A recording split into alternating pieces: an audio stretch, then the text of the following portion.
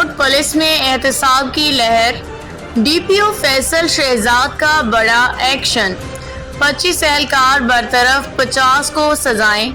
Sialkot police में महकमाना एहतसाब की एक मौसर और बेमिसाल कार्रवाई सामने आई है, जिसमें डीपीओ सियालकोट फैसल शहजाद ने जराइम पेशा अनासर से रवाबत रखने पे 25 पुलिस एहलकारों को नौकरी से बरतरफ जबकि 50 एहलकारों को महकमाना सजाएं सुना दी। ये फैसला पुलिस लाइन्स में अदल रूम के दौरान सुनाया गया, जिसे पुलिस इस्लाहात की जानिब एक गैर मामूली पेशरफ्त करार दिया जा रहा है।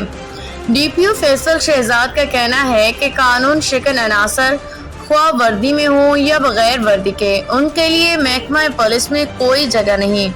उन्होंने वाज़ेह किया कि पुलिस का काम तहफ़्फ़ुज़ फराहम करना है, ना कि मुजरमों की पुश्तपनाही।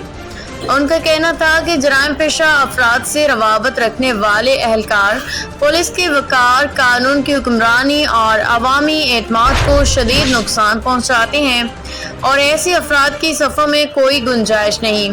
पुलिस का बुनियादी मकसद शहरियों को तहफ़्फ़ुज़ देना और कानून का नफाज यकीनी बनाना है, मगर जब थाने इंसाफ के मराकज़ की बजाय खौफ की अलामत बन जाए तो ऐसे निज़ाम की इस्लाह नागुज़ीर हो जाती है।